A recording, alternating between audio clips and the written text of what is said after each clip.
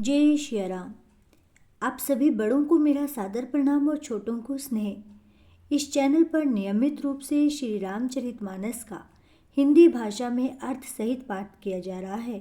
यदि आप प्रतिदिन श्री रामचरितमानस के पाठ का श्रवण करना चाहते हैं तो अपने इस चैनल को सब्सक्राइब करें। अभी तक की श्री रामचरितमानस की कथा में हमने सुना कि जब कामदेव नारद मुनि की तपस्या को भंग नहीं कर पाते हैं तो इससे नारद जी के अंदर अत्यधिक अहंकार उत्पन्न हो जाता है तथा जब उनके आराध्य विष्णु जी को यह आभास होता है तो वे उनके अहंकार को दूर करने का उपाय सोचते हैं। आज हम इससे आगे की कथा को जानने के लिए श्री रामचरितमानस के बालकांड में वर्णित दोहा संख्या 129 से 131 की कथा का रसपान करेंगे।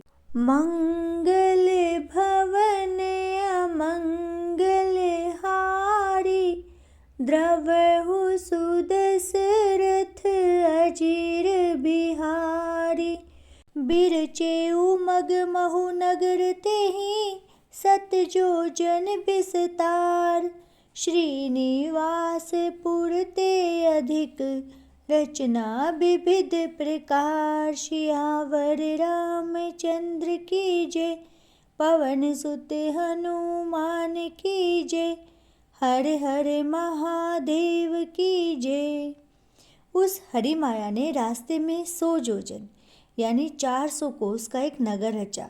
उस नगर की भांति भांति की रचनाएं लक्ष्मी निवास भगवान विष्णु के नगर बैकुंठ से भी अधिक सुंदर थी।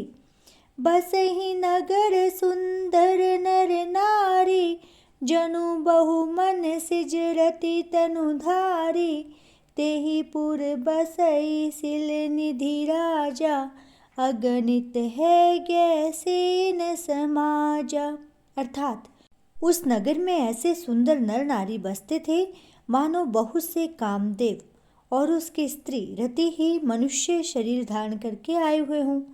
उस नगर में शील निधि नाम का एक राजा रहता था जिसके यहाँ असंख्य घोड़े हाथी और सेना के समूह थे। सत सुरेश सम विभव बिलासा, रूप तेज बल नीति निवासा।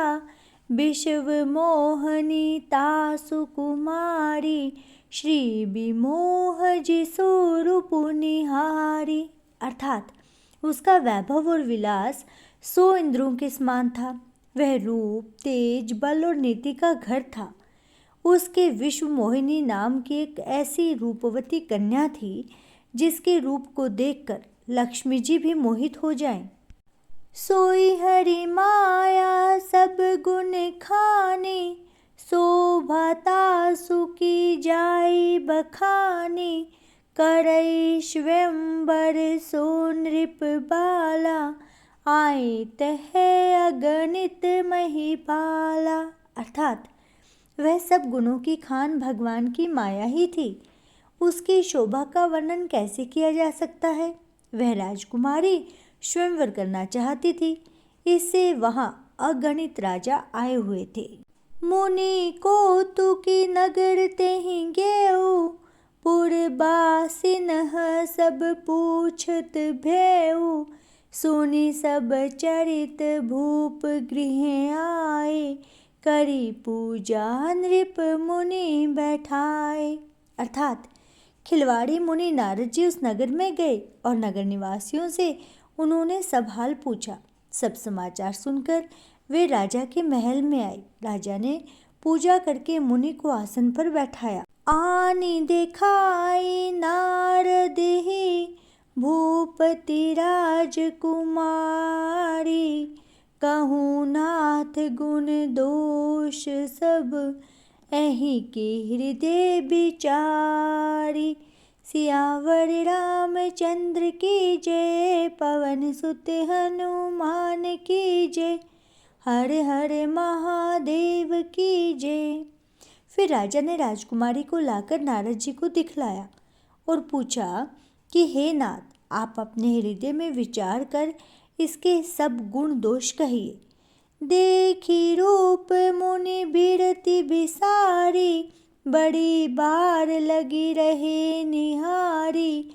लक्षणता सुबिलो की भुलाने, हृदय हरस नहीं प्रगट बखाने। अर्थात उसके रूप को देखकर मुनि वैराग्य भूल गए और बड़ी देर तक उसकी ओर देखते ही रह गए। उसके लक्षण देखकर मुनि अपने आप को भी भूल गए और हृदय में हर्षित हुए, पर प्रकट रूप में उन लक्षणों को नहीं कहा।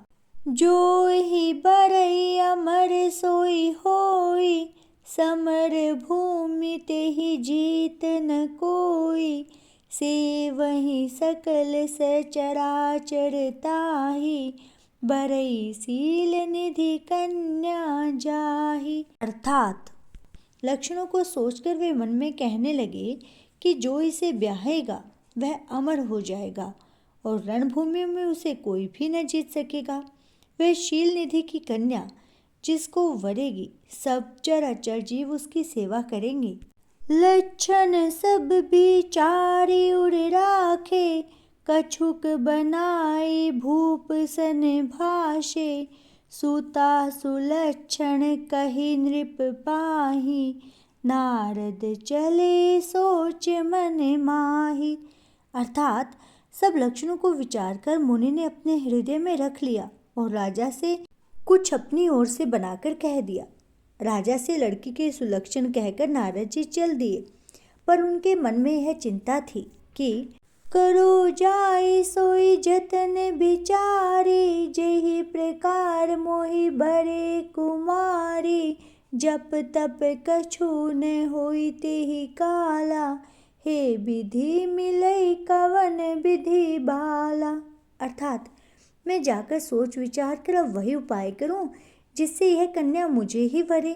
इस समय जब तब से कुछ हो नहीं सकता। हे विधाता, मुझे कन्या किस तरह से मिलेगी? यही अवसर चाहिए परम शोभा रूप विशाल, जो बिलो की रिझे कुंवरी, तब मिले जय माल, सियावर रामचंद्र की जय, पवन सुत हनुमान की जय, हर हर महादेव की जय। अर्थात इस समय तो बड़ी भारी शोभा और विशाल सुंदर रूप चाहिए जिसे देखकर राजकुमारी मुझ पर रिझ जाए और तब जयमाला मेरे गले में डाल दे। हरि सन मांगो सुंदरताई, होई हई जात गहरू अति भाई, मोरे हित हरि सम नहीं को, यही अवसर सहाय सोई हो। अर्थात एक काम करूं कि भगवान से सुंदरता मांगूं, पर भाई उनके पास जाने में तो बहुत देर हो जाएगी, किंतु श्रीहरि के समान मेरा हितु चाहने वाला कोई नहीं है, इसलिए इस समय वे ही मेरे सहायक हैं।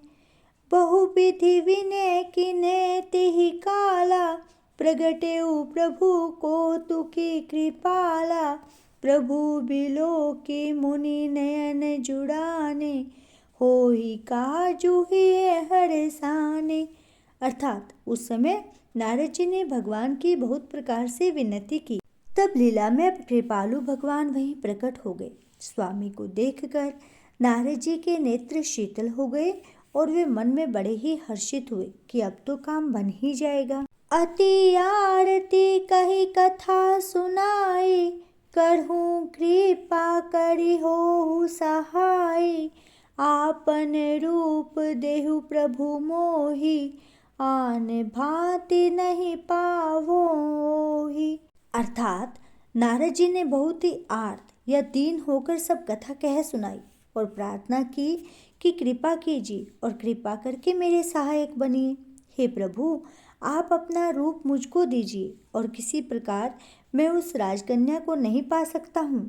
जेहि विधि नाथ होई हित मोरा, करहु सो बेगी दास में तोरा, निज माया बल देखी विशाला, हिय हंसी बोले दीन दयाला। अर्थात हे नाथ, जिस तरह मेरा हित हो आप वही शीघ्र कीजिए, मैं आपका दास हूँ। अपनी माया का विशाल बल देख दीन दयालु भगवान मन ही मन में हंसकर बोले। और इसके साथ ही आज का श्री रामचरितमानस का पाठ संपूर्ण होता है। कल आगे की कथा का रसपान करने के लिए हमसे जुड़े रहें तथा अपने इस चैनल को सब्सक्राइब करें। श्री रामचरितमानस के पाठ के बाद श्री रामचरितमानस की आरती अवश्य सुनें। आप यह आरती डिस्क्रिप्शन बॉक्स में दिए गए लिंक से भी सुन सकते हैं। जय श्री राम।